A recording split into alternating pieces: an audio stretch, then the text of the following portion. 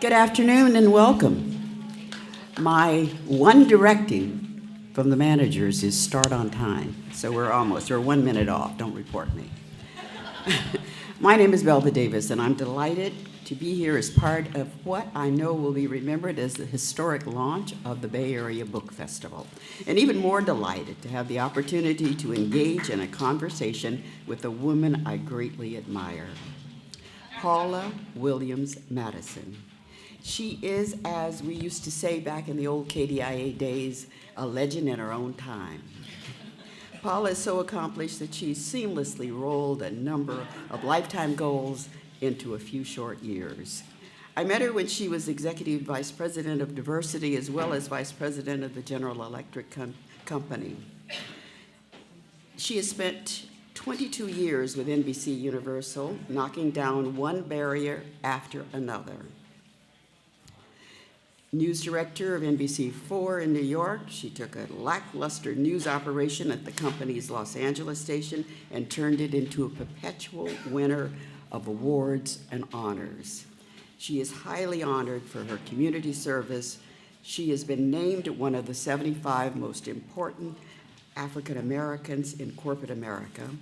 Paula is now the chairman and CEO of Madison Media Management and owner with her brother of the NBA Los Angeles Sparks basketball franchise, as well as a major interest in the cable television station, the Africa Channel.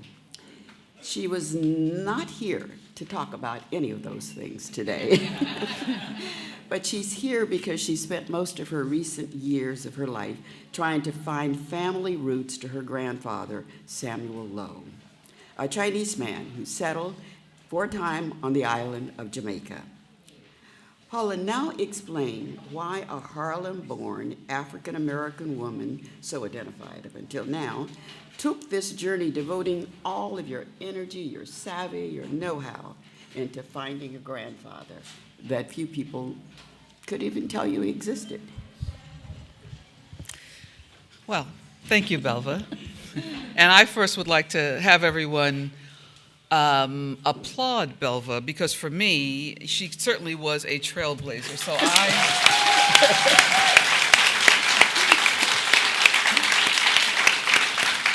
Yeah, but except for women like her fighting for diversity, it would have been a short career.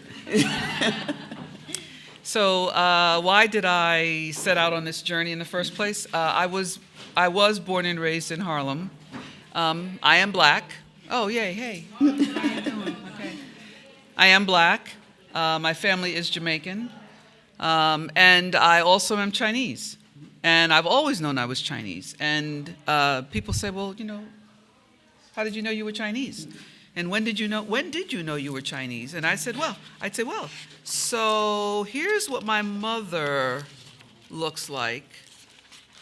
And it helps explain why I always knew I was Chinese. It was no secret to us. And my mother grew up in Jamaica as the daughter of a Chinese merchant and an African-Jamaican woman. And my mother experienced a great deal of heartache and hardship and pain as a small child. She, surprisingly, for a lot of people in our country, you would think that a woman who looked that way as a child probably would have been loved and applauded and told how beautiful she was. But in fact, her own mother abandoned her with her grandmother. And my mother was raised with a grandmother who regularly referred to her as, "You half Chinese wretch." And when family members would come to visit, my grandmother would make my mother stay in the back so people couldn't see her. Now that's unusual in our country, because in our country, frequently what happens is the lighter you are, the straighter your hair, all those things, the more attractive you are and the more people would want to be, nurturing.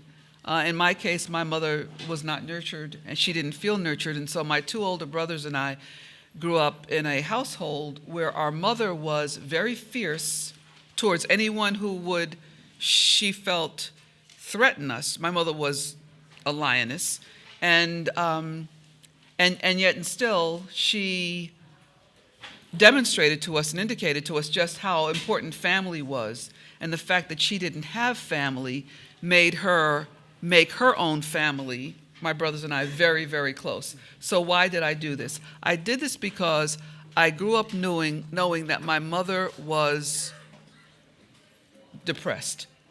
My mother was depressed for two things I knew. My mother's Chinese and my mother's depressed. And I always wanted to make her happy. So I decided probably when I was 5 or 6 or 7 years old, I would go find my grandfather. Did your mother talk to you about your grandfather, or you just, oh, she did? Well, so I'll anticipate a question. Why were my mother and her father separated?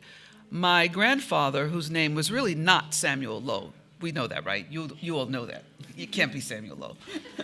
My grandfather's name was Lo Ding Chao, and he was from Lo Sui Hap in Guangdong province near Shenzhen in China. And when he boarded a ship at the age of 15 in Hong Kong to work the sugar plantations in Jamaica, it was 1905. And he was there, and unlike many of the other Chinese men, the Hakka, so I am descended from a cultural group in China. It's called a minority cultural group. It numbers 50 million people, but that's kind of there's 50 million Hakka Chinese throughout the world. And so I'm part of that group, and those people were the migratory people in China, and they built the railroad here in California. They set the Sacramento Basin, all that, the draining it and turning it into turning it into arable land for farming. Those were the Hakka people. So you all should give the Hakka people a round of applause, because the Hakka people really were quite influential in the development of California. Now, they traveled to the Caribbean, and I'll talk specifically about Jamaica. They got to Jamaica as a result of the abolition of slavery. How is that possible? In 1838, when the British abolished slavery in its territories, the Africans, who were now no longer enslaved, refused to work the sugar plantations, which were owned by the Americans and the British. So those owners did the next cheapest thing. They sent for workers from China and India who came as indentured workers and would sign contracts. And so this had been going on. And when my grandfather arrived, he, unlike many of the men from the various villages in Guangdong province, was not married because he was only 15. He didn't have any children because he was only 15. So when he got to Jamaica and finished his contracted time, he found women. One of whom was my grandmother, Albertha Beryl Campbell, and another one was another Jamaican woman named Emma Allison. Well, I don't know if they knew about each other's existence, but he had both of them at the same time in different cities in Jamaica. And my mother and the next child, who was my Aunt Adassa, who just died in January at the age of 96, half Chinese, half Jamaican. My grandfather took her to Jamaica when she was 9 years old. So she grew up took her to China. So she grew up in China, mixed race. So when my grandfather informed both of these African Jamaican women that his family was sending a bride from China, sight unseen, to marry, he said, I want to have my children so I can raise them. One woman, Emma Allison, said, okay. And another woman, my grandmother, said, not only no, but you're never going to see her again.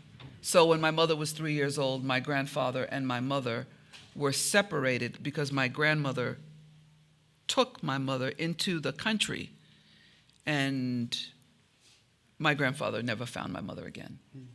And so the break in my family occurred, I guess, because of maybe jealousy.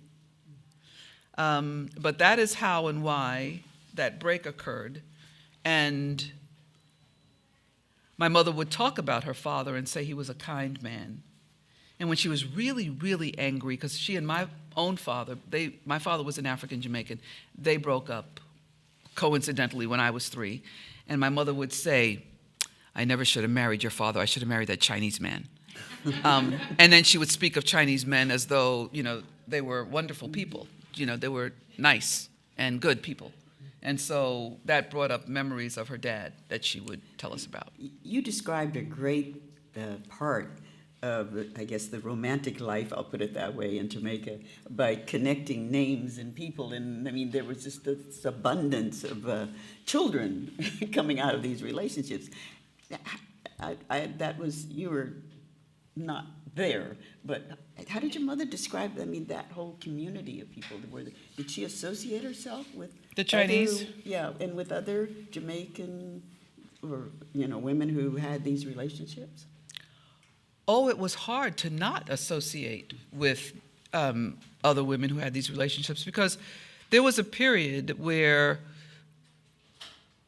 the real reason why my grandfather and other Chinese men were having relationships, marriages, and children with African Jamaican women is because the immigration laws prevented Chinese women, for the most part, from coming in. I mean, do you know that the only nationality that the United States has ever passed laws to keep out of the United States, there's only one.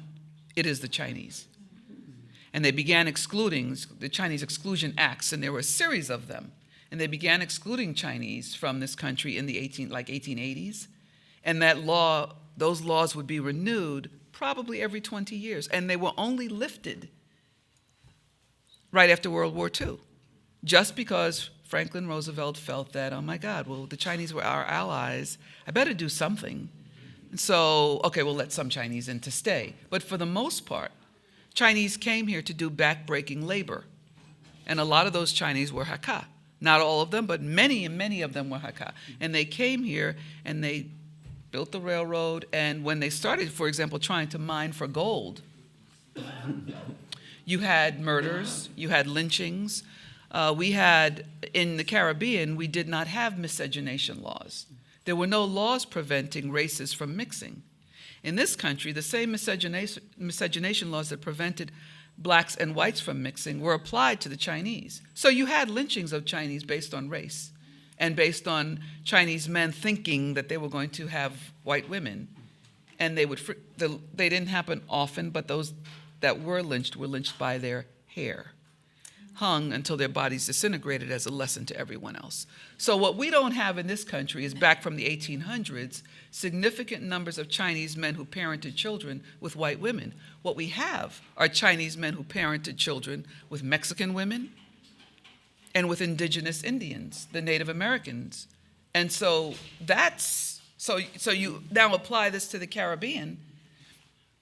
There's a man and there's a woman, and that man cannot be with the women from his own racial background. So woman is woman. And my mother, in fact, and the whole communities. Right now, if you go to Jamaica, I can, those hotels owned by my cousins. That television station owned by my cousin, because the Chinese were a reasonably smallish group, but the contribution that they made in the Caribbean by being merchants, many of the Chinese in the Caribbean established the economy. And at one point in Jamaica, for example, upwards of 70% of all retail trade was controlled by the Chinese. So it would have been very difficult for my mother to not interact. But having said that, her grandmother was an African Jamaican and would have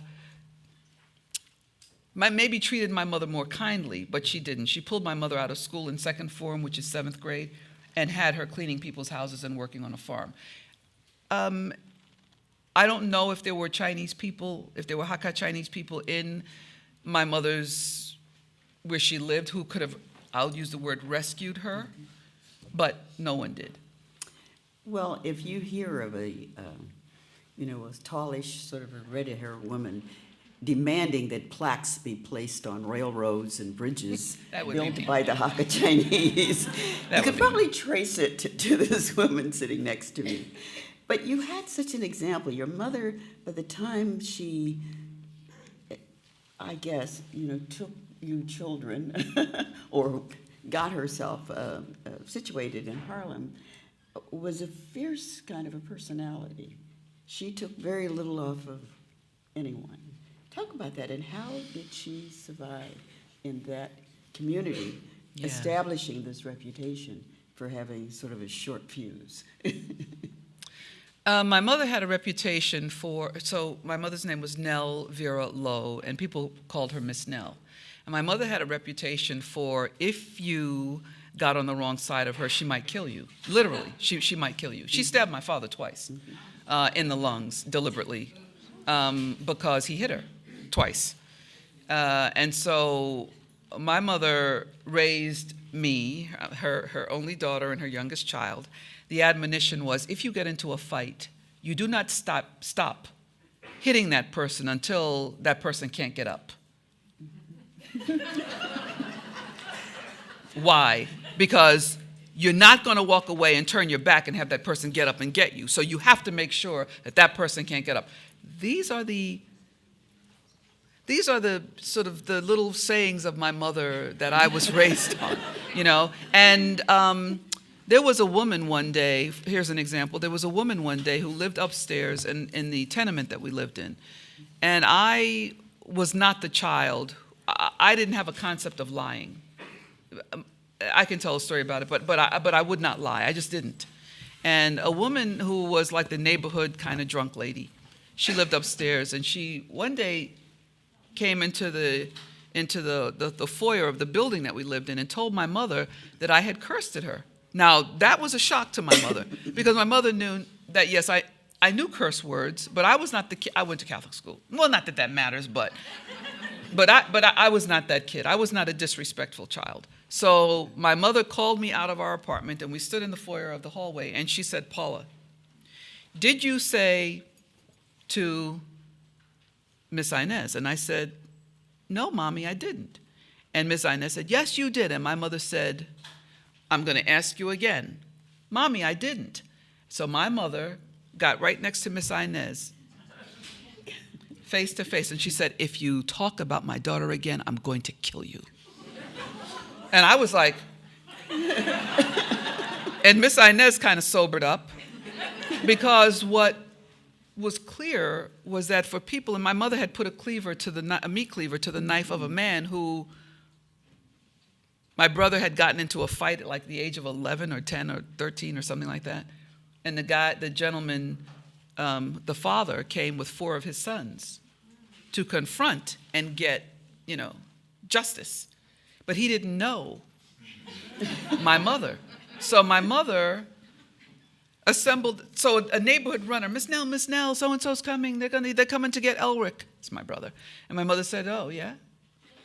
So my mother goes into the kitchen, and out of the block, she gets the meat cleaver.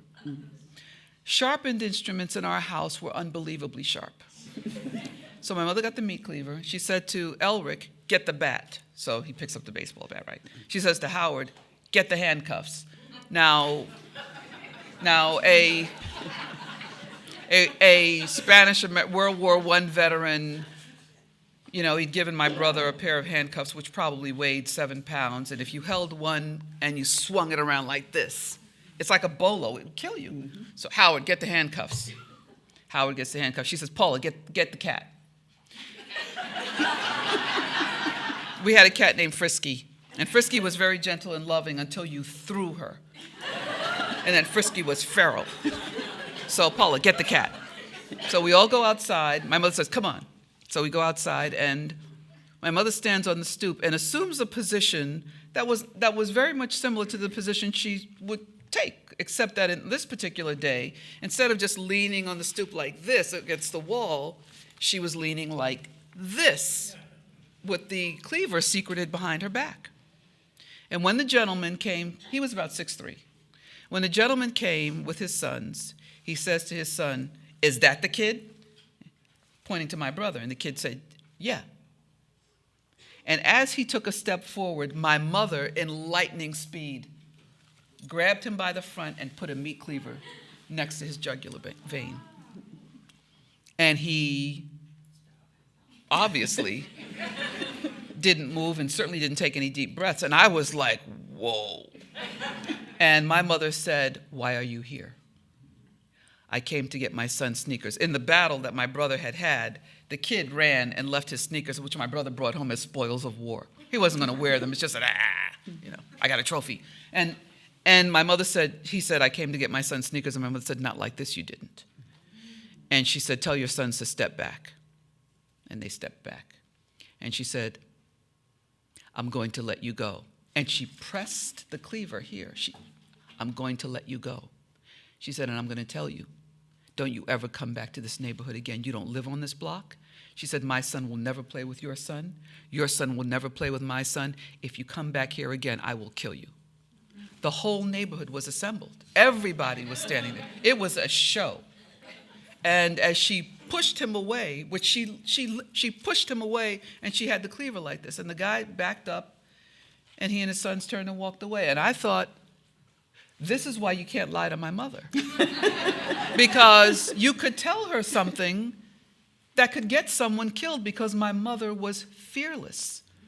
So that willingness to protect her children as an extension of how she grew up, where she felt nobody protected her.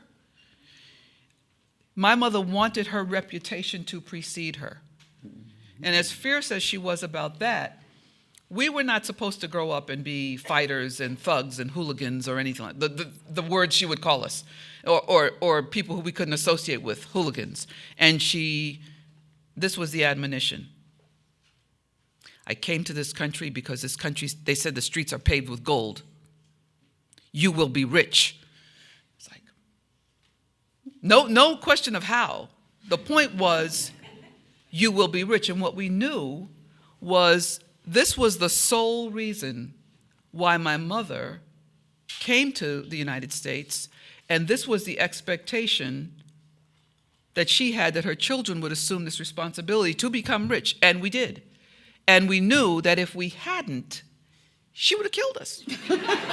Well, kind of, sort of. That one would be figuratively speaking, but she would have been very unhappy. Let's talk about your environment there. You're in Harlem. I mean, was there an opportunity to get to know any other Asian person? Did you have a community of friends, a best friend, or anybody that was there motivating you, saying, I want to be like that? No, I mean, here would be the stereotypical scenario. So on our block, and we grew up on Amsterdam Avenue, between 163rd. Somebody go, oh? Not the Columbia University part of Amsterdam Avenue, the uptown part, the Harlem part.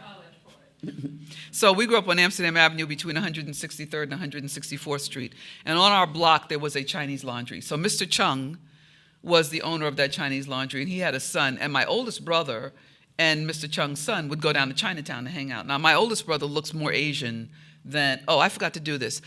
Just so I can satisfy anybody's, curiosity, I'm going to remove my glasses for 2 seconds. And you can satisfy for yourself whether I look Chinese or not. Here we go. Okay, there you go. I usually do that at the top so that you can pay attention to what I'm saying and stop trying to see my eyes behind my glasses. So my brother would go hang out with Mr. Chung's son down in Chinatown. I never got to do that. Mr. Chung didn't have any daughters, and I was 5 years younger than my brother.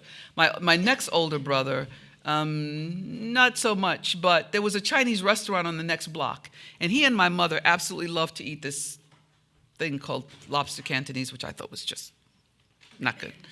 And then the only other, in terms of an involvement or relationship with the Chinese community or culture, would be that we kept it quiet. When our friends who were black, right, certainly black, when our friends who were black were in our house, we never did this. But when it was just us, we would eat with chopsticks. So we learned to eat chopsticks as a little kid. And so right now, when I go to China about every 4 months to hang out with my family there. And one of my cousins who I discovered during the course of this, racially they're the same, 3/4 black and 1/4 Chinese, because their father and my mother were in fact Samuel Lowe's children, but by the other women, right? And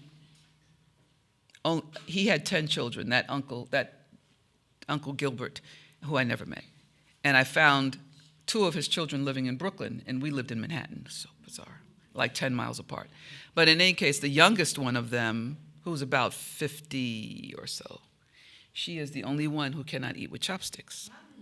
So when we go to China, and we're at the big table, and all the food is coming out, And then she'll sit there and she'll look at the waiter and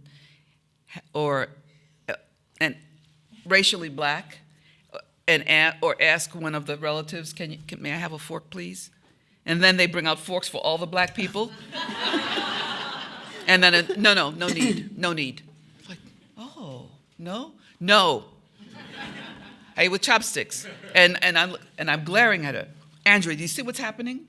Like, you're not even letting us, get that culturally, some of us have been eating with chopsticks since we were like little kids, and you're blowing it because we're all black. Here's a fork. We don't want forks. So one time we actually didn't give her a fork. But I'm going to take the little plastic thing that I have those now. I'm going to take for her. Okay, let's talk about your growing up, your brothers. You have two brothers that you're still extremely close to, and your education. I mean, where you went to school, what your influences were. Outside of your mother, is that a place where you had a chance to get clarity on what you wanted to do? Oh no, I had clarity early on. Oh. No, I went to St. Rose of Lima in Washington Heights. Today it's called Washington Heights. When I was there, it was Harlem. I went to Cardinal Spellman High School in the Bronx, and I went to Vassar College in Poughkeepsie, New York, and then I went to Newhouse School of Public Communications at Syracuse University. So there's that part of it, okay? But the clarity that I say that I have and I knew, and this is the part that gets a little, crazy. But so probably when I was about 5 or 6, I would sit, and I suppose it was meditating. Today I would call it meditating, but I'd sit, and I would have these conversations in my head with my grandfather. And I would ask him, where did you go? How come I can't find you? Why did you leave? And I never got any answers to any of that, but I just got the response, just come and find me. You can find me. And so I decided when I was a little kid, as did my brothers, it turns out that we all found this out later on, we all promised ourselves we were going to find our grandfather's family. My mother thought that in 1933, she was almost 16 years old. In 1933, when my mother was almost 16 years old, she thought that she could find her father. So she went to one of the shops that he owned in Jamaica, and she encountered two of his uncles, two of his brothers, and they told her he had just returned to China permanently. He was not returning, but that he had searched for her the entire time. So what my mother knew was that she was not likely to see him again. And somehow in the folklore, I don't know who would have told her this, but what she told us was that my father returned to China and died. So we grew up believing that our grandfather had been long dead, even before we were born. It turns out our grandfather did not die until 1967, the year before the official start of the Cultural Revolution. And having been an overseas Chinese, and a man who had 8 children, all of whom were born in Jamaica, 3 of them racially mixed race, African, Jamaican, and Chinese, and 5 of them racially Chinese, but all born in Jamaica, all with Jamaica passports. They had to keep that a secret when they returned to China, because that would have resulted in a persecution, because you entered that era where there was not an encouragement for Chinese to go outside of the country, nor for Chinese to even be aware of what's going on in another part of the world. And so the family did not have many conversations about what my grandfather did, but they knew that if they were going to have these conversations, they had to be private. My grandfather taught some of his grandchildren English words. I have a documentary which goes into more of that. Taught some of his children English words, and he was persecuted for having been an overseas Chinese, a capitalist, because he was sending money home to buy land. And ultimately what did happen was, so for the Chinese people in the room who know this, shake your head. So the Chinese have legacy books called the Chukpu, which contain the family's history. Literate Chinese have kept these history books about the family going back for centuries. And my family, I don't know how they managed to do it, but the passports were retained, the birth certificates were retained, and our family legacy book, the Chukpu, ours goes back 3,000 years to 1006 BC. So I'm the 151st generation of Lowe's. And we have, in our ancestral village, which is Lo Shuihap, in 1996, the Chinese government turned it into the largest Hakka cultural museum in China, the whole village. So they pay my family amount of money annually to hire people, and if you go there, you know, those self-tours, the whole thing is there. But what is particularly fascinating is that there is a computer screen that's about this size, and it's a virtual book, and you wave your hand across the screen and the virtual pages turn, and every person in my family back to 1006 BC is listed there. So when we showed up, it's like, oh, we didn't know about you.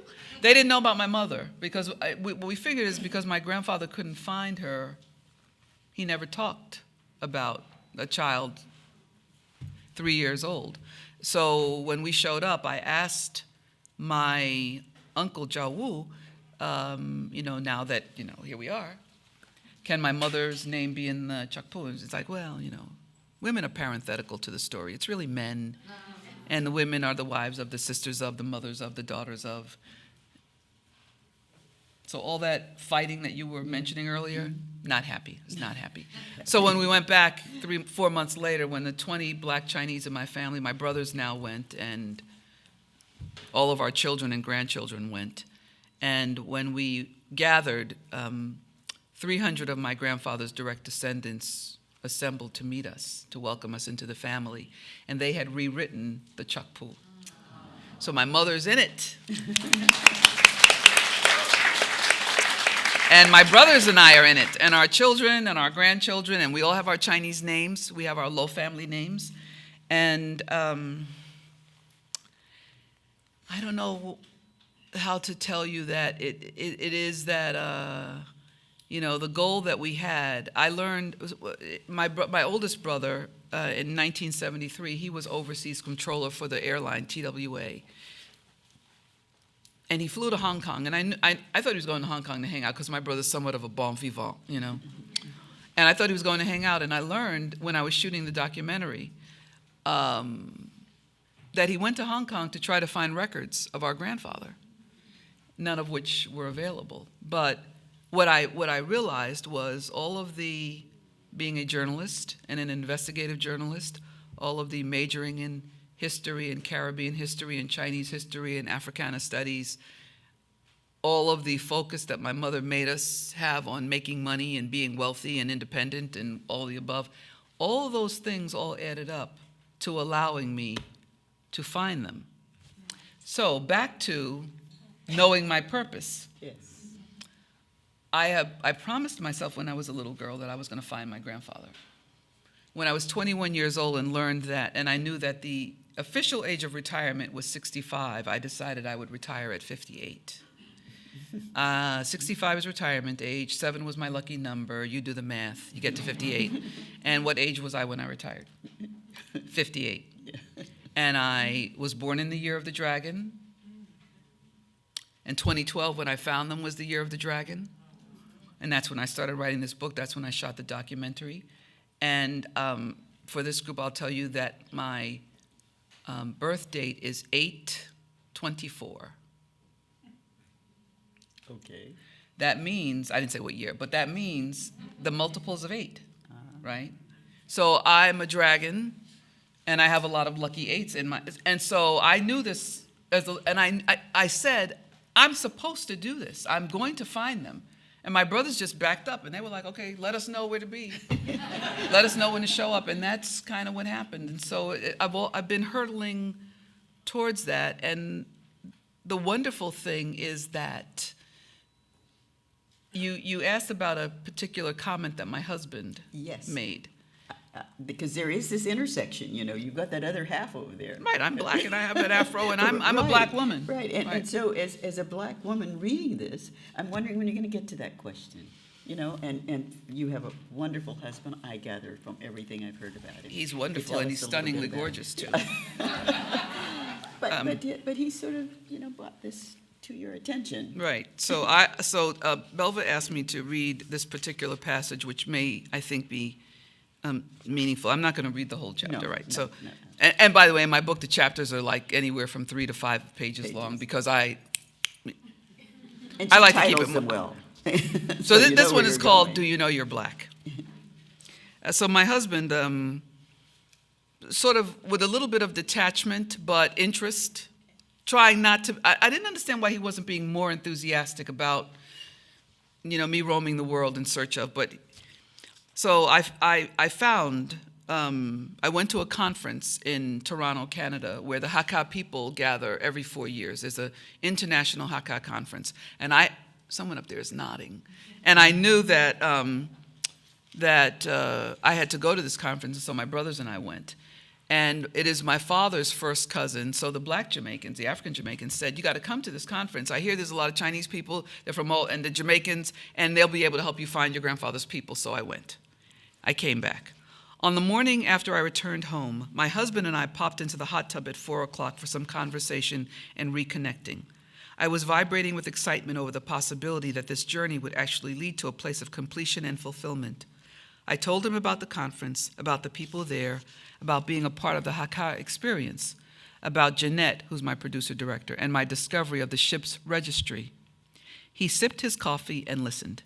He said, "This has now turned into an almost all-consuming passion." "Absolutely," I said. Perhaps I might have been a little nuts about it. I might have seemed to be on an emotional level from which I can only come crashing down. Roosevelt continued. "Paula, what are you expecting to happen?" he asked. "What do you mean?" "When you find these Chinese people in your family," he continued, "what are you expecting will happen?" I began to wonder where this was going. "I don't know," I said, making a slow descent back to earth. "What are you asking me? What do you mean?" He gave me one of his serious 24-karat all Roosevelt looks. "Baby," he asked, "do you know you're black?" I looked at him, puzzled and defensive. "Yes, I know I am black." He looked a little hesitant, as if he were afraid to say any more, afraid to make the next point. He was worried about the unknowns. He was worried that I might indeed find this family of mine, of Samuel Lowe's, find whoever might still exist. If I did manage to track them down, there was the unknown response, how they might react to me. There was a possibility, in fact a likelihood, that they would not share my enthusiasm for discovering long-lost relatives, long-lost African-American relatives. They might see an African-American woman and reject me. Until this moment, that thought had never occurred to me.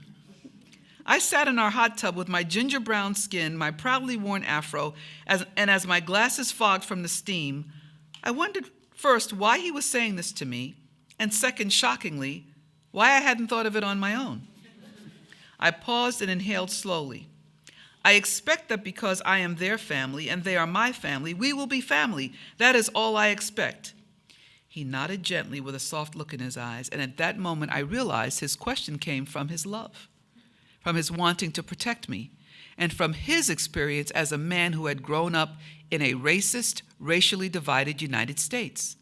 I realized he was trying to prepare me for a possible disappointment, to soften a possible blow, to get me to bring down my intensity a few degrees. He seemed to understand that time would provide answers to the questions that hovered in my mind.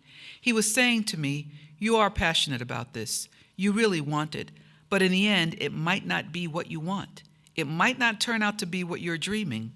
And I knew he was trying to help me, to watch my back, to be the husband I have relied on for decades. But in every fiber of my being, I knew several absolute truths. That I did not have to worry. That I am a Lowe. That I am African American and I am Chinese. That the face of my mother is a Chinese face. That her face was marked by kindness and protectiveness, pride and disappointment. That she believed and lived by the maxim, family above all. that her family will want to know about my existence as much as I want to know about theirs. Has life proven that to be the case?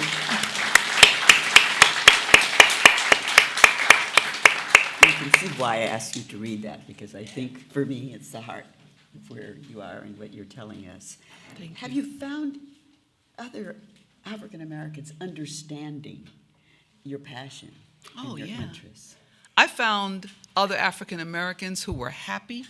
I found other African Americans who were startled. And then, of course, I find African Americans who are going, I thought you were black. I am black. And you see, the thing is that for other African Americans, for an African American with my skin tone, the expectation is that the racial blend would likely be white, right? And that is a revelation for many African Americans, that you're mixed with what? Oh, and by the way, this didn't just happen. This is not the first time. There are upwards of 1 million of us roaming the Americas who are the products of Chinese grandfathers or great-grandfathers or grandmothers or great-grandmothers and black people. And it's a culture that, if I just peel the cover back a little bit. So when I was in college at Vassar College, which was, one of the, right? And I sort of did the back of the envelope look at who else was in the Seven Sisters Ivy League schools. And whatever the number of black people who were there, Caribbean people are overrepresented in the super exclusive schools in this country. They're overrepresented. And even right now, many at the Harvards, they go to the Caribbean to recruit students. Now, as a person who worked years and years and years in diversity, what I can tell you is they don't count. When you go and you bring in people of color, whether Indians or Chinese or Africans from another country into the United States, you can't count them for diversity numbers because they're counted as foreign or international. They don't count as African Americans or Asian Pacific. So then I looked and I said, wow, so maybe my estimate was like 30%. And then of that 30%,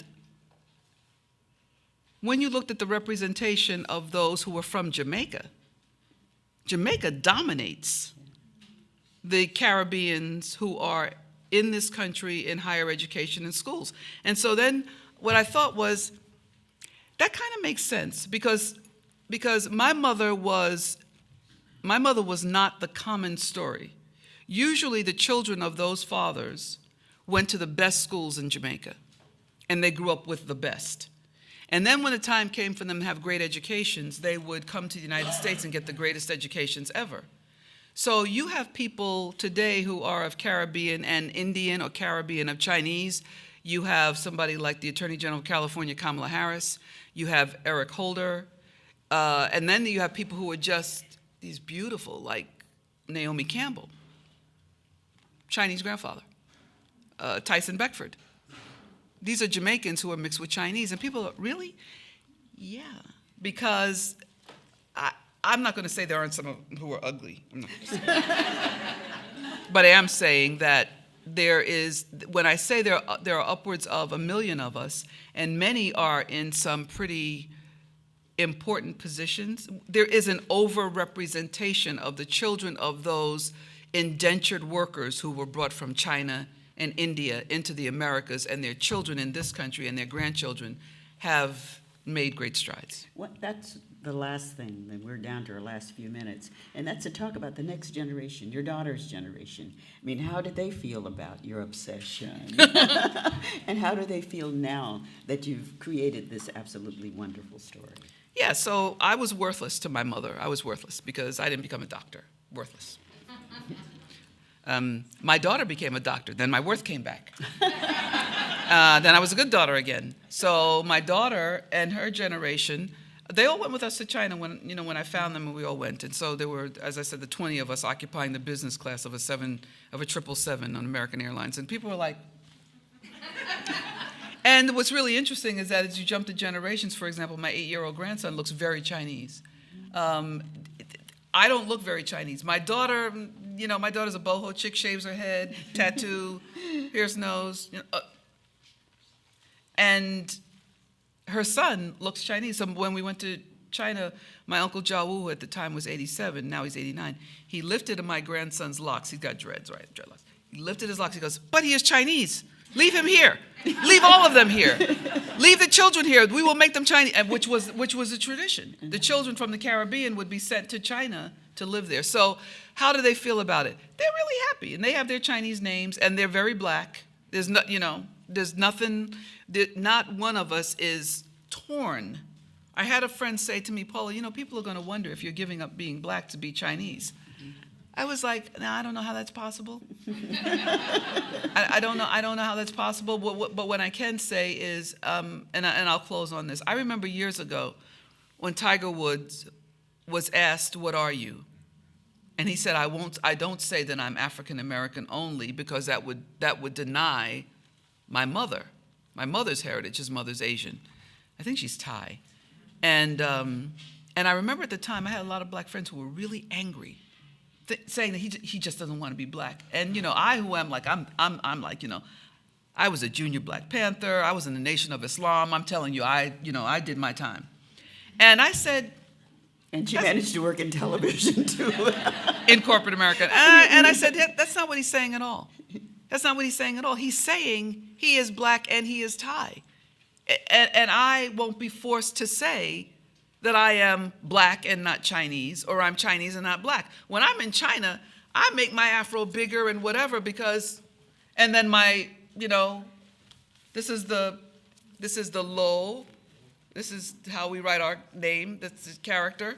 And I'm making T-shirts for every Lowe 300. It's going to cost me a lot of money. But I'm making T-shirts. And in the audience here, and I'm going to end this, is my cousin Ping here? Yes. Ping. So that, if you see Ping is racially Chinese. Ping moved here a year and a half ago. That's her husband, Horace. And Ping is Samuel Lowe is her great-grandfather. He's my grandfather. So we're second cousins. And is my cousin Ricky here? Yeah, up here. So that's my first cousin. His mother and my father are sisters. And what I like to do is when we all come together, I like to bring all sides of my family together. And you know what we do? We drink J. Ray and Nephew overproof rum. We drink Multi. We eat West Indian food. We eat Chinese food. We have a bacchanal. And I think that that's what's supposed to happen. I don't have to pick. I am all of it. Well, needless to say, Julie, who came up to get an autograph, was my hint that I should have said at the beginning of the program that there will be a book signing. You can take home these quotes, these words, and the spirit of today and have a jolly good time. I want to really, again, congratulate those who had the ideas and the wherewithal to bring us all together for this big experience today. Thank you. It's like getting a college education right here. It's really great. And if I could just tell you, if you are so inclined, I'm actually showing the documentary, the 88-minute version, the 88-minute version tomorrow in San Francisco at the 9th Street Space or something like that. But it's on the website findingsamuellowe.com. Right, and it'll be well worth your while. I want to end with a quote from Harriet Cole that's on your book, because I think it's just so relevant. It captures the magic of finding Samuel Lowe. Heartwarming from one quarter of the world to the other, from one culture to the other, Madison expertly brings families together, showing that all of humanity is attached to a thread called love. Yeah. So thank you. Thank you. Thank you. And Harriet, by the way, is married to a Hakka Chinese Jamaican. I don't know where the signing place is. It's right outside. Right outside. Okay. So The you'll across. know her by the red hair. Thank you. Okay, thank you again. Thank you so much.